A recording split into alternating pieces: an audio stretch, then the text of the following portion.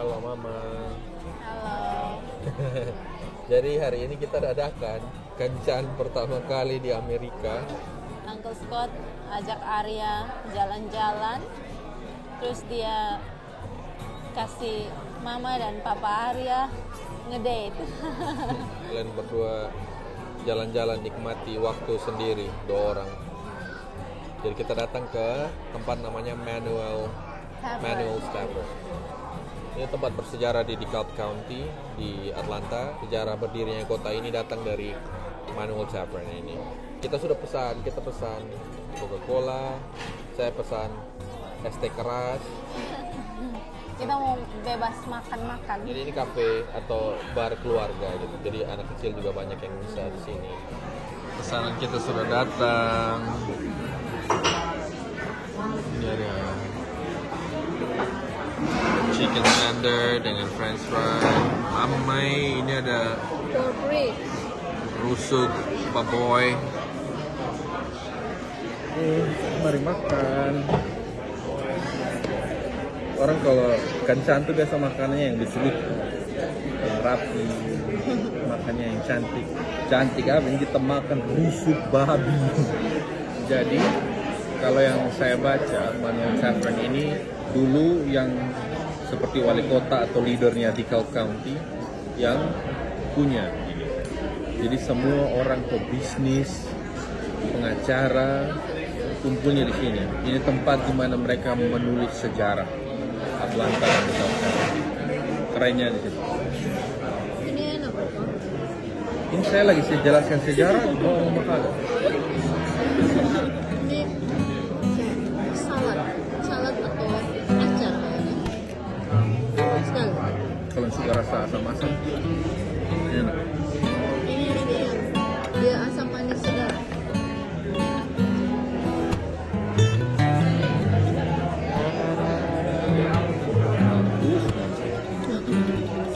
Kayaknya untuk bakar-bakar, terus ayam goreng, sausnya lumayan enak. Ini adalah minggu-minggu terakhir semester ini di kampus. Tugasnya banyak dan susah-susah beberapa hari. Tidak tidur, kerja. Barusan di SMS sama profesornya katanya projectnya keren.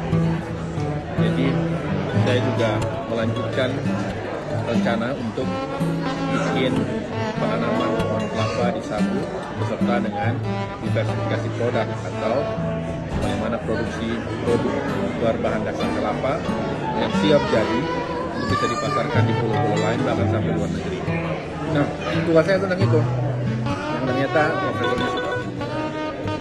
Setelah 1 tahun Atlanta ini hari ini baru ada salad yang benar-benar cocok dulu. Saya punya mulut dia asam manis segar enak sekali.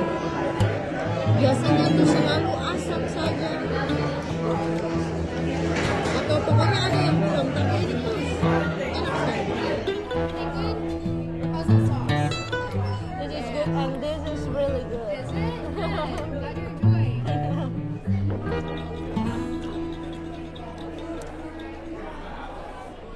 Ini ada rasa wasabi.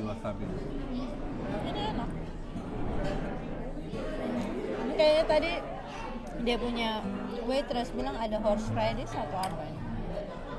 Waktu kita di US secara akademis sisa sedikit, kurang dari 1 tahun. Tempat ini jadi tempat favorit saya dengan teman-teman angkatan satu jurusan. Ricky hampir setiap minggu datang sini Ya. dengan teman-teman satu geng. Antara hari Selasa atau hari Kamis kita pasti datang ke sini nongkrong, cerita-cerita, dapat banyak masukan. Walaupun pertama kita cuma bicara tentang hal yang tidak ada gunakan, tidak berguna ya. Karena memang kita bangun hubungan, akhirnya mereka juga membantu untuk mencari sponsorship untuk project di Sabu. Dan sekarang yang kita lakukan, kita lagi mencari sponsorship untuk project penanaman kelapa di Sabu senilai $25,000. Tapi entah dapat atau tidak. setidaknya ada beberapa orang yang sepaham dengan saya untuk buat project di Sagu. Itu saja saya sudah senang. Bantuan yang datang itu gratis, bukan bantuan yang berbayar. Saya tidak perlu bayar mereka, orang-orang hebat itu, untuk bantu saya. Mereka mau bantu karena mereka merasa itu benar yang dibuat. Banyak hal-hal gratis selama hidup di Amerika. Intinya kita di sini banyak ditolong lah begitu. Jadi kita tidak terlalu kesusahan. Awal-awal waktu sampai ke sini, jujur saya sebenarnya takut kalau mau bicara dengan orang sini, termasuk Scott, terus teman-temannya Ricky, karena belum terlalu paham bagaimana atau apa saja sih sebenarnya yang boleh kita tanya, yang tidak boleh kita tanya. Itu saya pribadi saya tidak terlalu paham. Saya kan di Emory University, jadi komunitas orang Indonesia itu sangat sedikit. Ya.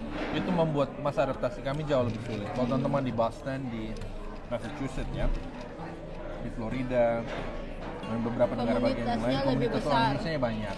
Jadi nah kalau di Atlanta nih mungkin banyak, tapi tidak guyup gitu. Atau kita saja yang mungkin belum ketemu ya, bukan tidak guyup ya. Apalagi kota ini bukan kota yang basisnya transportasi umum.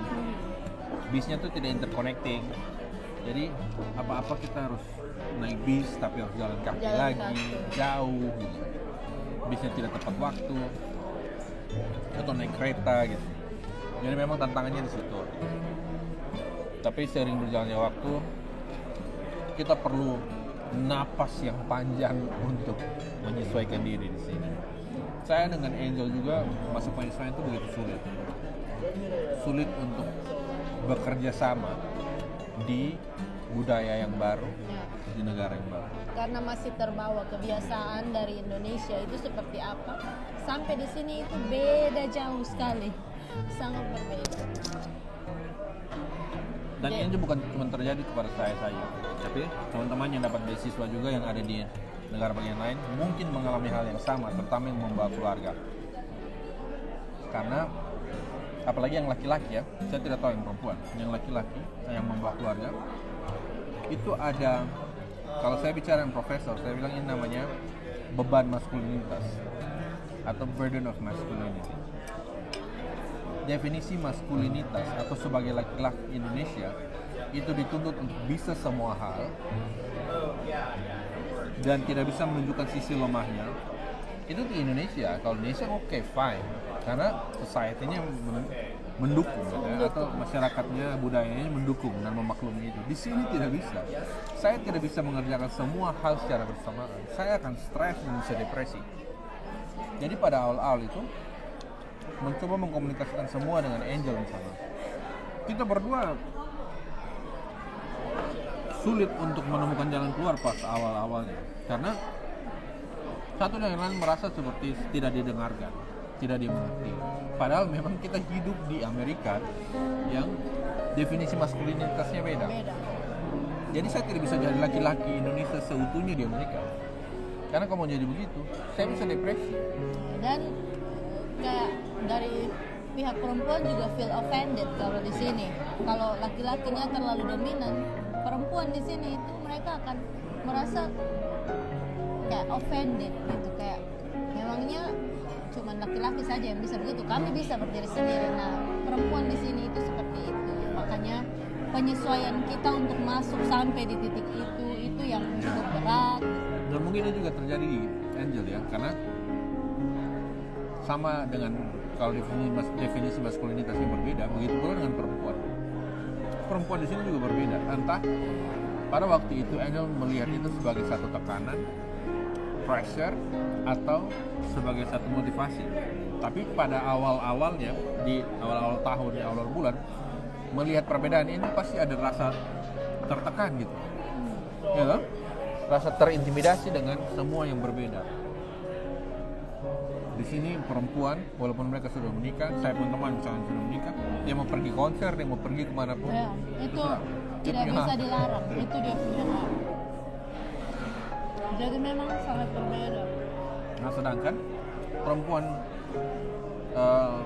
Indonesia bukan semua ya, tapi secara budaya ya rata-rata lah sangat patriarkal sistem gitu ya. Jadi kita sangat maskulinitasnya tuh sangat dominan, dan di sini tidak bisa begitu. Jadi saya juga dengan Angel bicara dan saya bilang saya kagum dengan perempuan-perempuan di Amerika karena mereka mandiri dan sebagainya. Pada saat yang sama ketika saya bicara itu, bisa jadi Angel tersinggung kan, sepertinya dibanding-bandingkan, tapi bukan itu poinnya. Jadi masa penyesuaian itu begitu sulit karena kita berdua bukan pada kondisi yang stabil untuk bisa bicara. Capeknya tuh tiap hari. Saya capek ke kampus awal-awal bulan tuh, kalau belanja barang, belanja beras misalnya, saya belanja langsung 10 kilo atau 15 kilo atau 20 kilo beras, saya tenteng itu jalan dari grocery shopnya, dari supermarketnya, jalan kaki 20-30 menit ke tempat pemberhentian bis. Waktu itu belum ada sepeda, belum ada e-bike. Lelahnya minta ampun, apalagi kalau kelas malam. Dan kita masih tinggal di rumah yang lama, yang jauh dari tengah kota. Jadi memang itu Ricky perjuangan berat sekali karena harus bolak-balik kampus, naik bis, jalan, tunggu bis, itu kayaknya pergi pulang 3 jam ya. Satu kali perjalanan itu 1,5 jam. Nah bayangkan, pulang ke rumah Anda juga harus penyesuaian dengan semua yang ada di rumah. Walaupun sepertinya kelihatannya kecil, tapi itu kompleks gitu. Cara penggunaan, mulai dari sistem kebersihannya bagaimana, penggunaan alat-alat kebersihannya, mesin-mesin di rumah. Karena di sini hampir semua sudah mesin, tidak ada lagi kita, maksudnya kayak cuci pakaian, tidak ada lagi sistem jemur-jemur kayak kita di Indonesia. Di sini orang sini lempar masuk mesin cuci, mesin pengering, keluar langsung bisa pakai pakaian. Nah, masa penyesuaian untuk menggunakan mesin cuci saja dengan kondisi kita punya kondisi pikiran psikologis waktu itu yang masih belum siap. Karena hari-hari pertama kita datang di Amerika pun kita banyak insidennya, mulai dari bagasi hilang, penerbangan ditunda sampai 4 hari, 2 hari tidur terlunta-lunta di bandara Chicago. Kondisi psikologisnya kita sudah tertekan. Sampai pada akhirnya cari tempat tinggal. Untuk Angel mencoba menggunakan mesin cuci dan mesin pengering itu selama 3 bulan pertama, Nona ya. Nah, hampir 3 bulan. Hampir 3 bulan pertama, itu Angel tidak berani menyentuh semua mesin yang ada di rumah. Kayaknya bukan karena tidak bisa, rasanya otak ini tidak mampu bekerja gitu. Dan kita jet lag juga. Iya, jet lag karena beda 12 jam di sini dan di Indonesia, di Kupang beda 12 jam. Setelah itu kan kita datang Agustus, setelah itu kan langsung masuk fall ya, akhir September atau pertengahan September itu cuaca sudah mulai turun, dan itu kan pertama kali kita menghadapi cuaca yang ekstrim begitu. Di Kupang kita pakai AC cuma 18 derajat. Di sini pertama kali saya rasa cuaca dingin itu dia turun sampai 10 derajat. Itu penyesuaiannya sudah susah sekali. Jadi memang 3 bulan pertama itu rasanya saya punya otak nih tidak bisa bekerja apa-apa gitu, karena terlalu banyak seperti tertumpuk, tertekan, tidak tahu mau mulai dari mana. Semua penyesuaiannya itu tinggal jauh, transportasinya susah, tidak seindah dengan yang dibayangkan. Ya, betul, awal-awal seperti itu. Dan ditambah lagi dengan yang kita dengar tentang ini negara itu seperti apa. Jadi banyak hal yang sampai ya itu sudah segala macam tuh saya penyesuaiannya lama, tapi ya puji Tuhan beruntung, maksudnya Ricky masih bisa sabar menghadapi. Dia bantu saya walaupun dia capek dari kampus, tapi dia bantu saya di rumah pelan-pelan sampai pada akhirnya saya bisa handle semua itu sendiri. Jadi dia bisa fokus ke kampus, tapi kalau belanja bulanan tetap masih Ricky karena saya tidak berani jalan sendiri naik bis, bawa Aryanya tetap bisa bertahan dan masih bernapas. Sama-sama akhirnya kita komunikasi, kita bicara baik-baik kira-kira bagaimana dia punya solusi, sampai pada akhirnya ya Tuhan buka jalan juga lewat Scott, dan akhirnya Ricky juga beli ini electric bike ya. Itu membantu sekali Ya, dan puji Tuhan lewat Scott akhirnya kami bisa pindah rumah ke tempat yang lebih dekat ke kampusnya Ricky dan juga lebih dekat kemana-mana gitu. Jadi mau apa-apa lebih gampang, dan Scott juga dia sangat membantu sekali. Kita bisa lihat menara ikoniknya Atlanta Ya. dari neighborhood atau lingkungan tetangga-tetangganya kita. Jadi kita sudah sangat dekat dengan pusat kota. Sebelumnya kita tuh kayak di Orang kampung. Jadi kayak malam-malam pas dari tidur dengar bunyi senjata. Iya. Karena neighborhoodnya bagus, pilot neighborhoodnya bagus. Tapi Lingkungan tetangga-tetangganya tuh, tetangga lingkungan. kalau kelas malam ketemu dengan orang yang lagi minum mabuk atau lagi pakai narkoba, ada satu kali dia keluar pisau tunjuk ke saya gitu, tanya, lu ada ganja atau tidak? Ganja bagaimana? Kuliah saya dibayar pemerintah. Kalau kita jalan ke tempat umum, ada perkelahian atau apa, tidak ada yang akan berani lerai kecuali dia punya petugas keamanan, Pak ya. Tidak ada yang berani dekat atau orang akan telepon polisi. Karena itu kita mau lerai, tapi kalau yang berkelahi itu punya senjata api, bisa-bisa kita yang kena. Itu tuh pengalaman kita 1 minggu pertama kali datang di Atlanta. Jadi memang Awal-awal pengalaman kita- awal-awal tuh memang luar biasa tuh. Kita juga awal-awal kaget, tapi Scott kasih tahu, ya siapa mau dekat. Kita tidak tahu mereka punya senjata atau tidak. Jadi waktu itu di farmers menjauh. market ada 2 orang laki-laki kulit hitam besar, paling lebih tinggi dari saya, mungkin 2 kali lipat. Mereka berdua berkelahi, berteriak, suaranya itu melengking tinggi besar. Sampai pukul ini rap-rap jualan. Iya. Dan waktu itu karena kita dasarnya orang Indonesia, di mana ada keributan kita di situ. Mendekat, ya. Tapi untungnya ada Scott. Tiba-tiba lihat, kok semua orang tidak ada. Mereka semua lagi sembunyi di rak-rak, Bumbu-bumbu. bumbu-bumbu dan juga wine. Semua minggir. Jadi saya tanya, kenapa? Scott bilang, sini. Kenapa? Kita tidak tahu mereka bawa senjata atau Iya. tidak. Akhirnya saya dan Angel bicara soal ini adalah untuk teman-teman, bersaudara semua yang gak pengen studi di Amerika. Negara kita Indonesia ini lagi sangat luar biasa memberikan kesempatan beasiswa. Kalau mau datang, ingat baik-baik, faktor terbesar untuk bisa buat kita gagal sebenarnya bukan tentang kita punya otak kemampuan. Secara kemampuan kita bisa diadu, tapi secara mental dan bagaimana kita bisa menjaga emosi dan kestabilan psikologis kita di sini.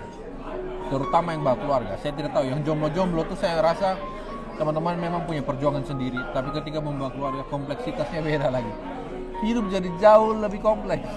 Kita harus pikir kalau tiba-tiba perubahan cuaca kita bawa anak sakit. Ya. Kita punya istri sakit, kita pasangan atau kita yang sakit. Bagaimana kalau misalnya kita yang laki-laki Indonesia, kita yang jadi tumpuan merasa kita bisa semua hal, tiba-tiba kita sakit di negara orang. Kita punya istri anak mau bagaimana? Mereka tidak bisa pergi belanja dan sebagainya. Jadi bagaimana mempersiapkan keluarga untuk datang ke US? Yang paling penting pertama adalah kita coba jujur untuk menunjukkan kalau laki-laki versi Indonesia itu tidak bisa terlalu diterapkan di Amerika. Kita tidak bisa semua di sini. Can I get some plates out of the way? Can I get a box? Yeah, for sure. Thank you. Thank you. Yang begitu. Jadi kita harus sama-sama komunikasi soal itu. Karena saya yakin beberapa teman-teman yang lagi kuliah sekarang juga di Amerika, ambil PhD atau ambil master, mengalami masalah yang sama. Ketika merasa kalau semua beban di pundaknya dia. Ya iya, karena Anda yang mau Anda pegang sendiri juga kadang-kadang. Atau kita tidak bisa berkomunikasi dengan istri yang baik bahwa kita harus merelakan semua budaya itu agak dikompromikan sedikit. Biar kita berdua sama-sama bisa enak. Saya dengan Angel pertama kali bicara soal ini, artinya yang saya angkat bendera putih. Kalau saya capek juga jadi laki-laki Indonesia di Amerika, kita berdua bertengkar, sedikit bertengkar. Ada air mata juga begitu kan? Ya maksudnya kita ada rasa tersinggung. Iya. Tapi ya yang intinya komunikasikan terus dengan baik. Tapi nanti pada akhirnya kita mengerti juga karena ya mungkin itu karena memang butuh waktu untuk kita punya pikiran ini benar-benar artinya plong, mau menerima segala sesuatu yang baru untuk kita terapkan. Thank you so much. And this is a check whenever you guys get ready, no rush. Ya.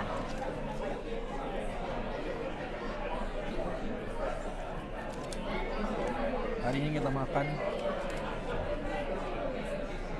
$41 atau setara dengan 625.000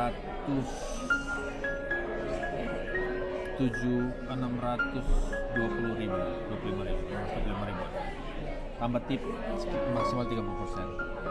Ya kita total habis sekitar 55. Saya tidak pernah ragu kalau banyak orang-orang di Indonesia bermimpi besar untuk mau datang ke sini. Tapi mimpi harus dijalankan. Mau susah bagaimanapun jalan. Jangan takut. Banyak orang bilang kendala kalau bawa keluarga ke Amerika karena harus bayar uang jaminan dan sebagainya. Semua itu bisa dikomunikasikan. Buat teman-teman yang pengen tahu bagaimana caranya, mari kita saling berkomunikasi. Lihat di Instagramnya kami berdua atau di YouTube, silakan komen, kita saling berkomunikasi. Bagaimana cara biar teman-teman bisa capai di sini, bisa dapat beasiswa LPDP, bisa dapat surat LOA atau Letter of Acceptance dari kampus. Dan saya secara akademis, saya harus jujur, saya tidak terlalu luar biasa secara akademis. Tapi tujuan saya memang adalah bagaimana saya bisa mengerti bagaimana orang hidup di sini, bagaimana NGOs-nya bekerja di sini, sampai ketemu dengan orang-orang hebat itu. Dan saya sudah di sini, saya sudah banyak ketemu orang. Ada beberapa profesor yang memang saya cinta sekali dan mereka punya otak gitu. Orangnya luar biasa dan hubungan itu terus berjalan dengan baik. Walaupun saya kesusahan juga secara akademis kadang-kadang. Dan saya harus jujur, saya bukan manusia super. Inggris bukan bahasa utama saya. Dan saya tinggal di Pulau Sabu selama 5 tahun dan 1 tahun bersama istri. Teman-teman kalau mau tahu Pulau Sabu bagaimana, searching di Google biar teman-teman tahu. Dari tempat pulau sekecil itu sampai di salah satu benua yang paling besar ini dan negara salah satu yang The greatest. one of the greatest. Kalau teman-teman lihat saya mata masih merah nih, begadang beberapa hari nih. Ya puji Tuhan sampai di titik ini kita sudah lebih luwes, sudah lebih Dan- menikmati, sudah bisa jalan-jalan dengan teman-temannya Ricky. Ini mereka lagi ajak lagi kita ke trip Wyoming. to Yellowstone. Tapi kan mahal ya. Secara finansial kita berdua harus bisa manage baik-baik untuk bisa bertahan di sini. Ya di titik ini Tuhan sudah titik- buka jalan, sudah kasih kita ya Beberapa kelegaan. Jadi Secara kita finansial. ya secara finansial. Jadi kita sudah lebih ya, stabil kalau mau dibilang, sudah lebih bisa menikmati lah.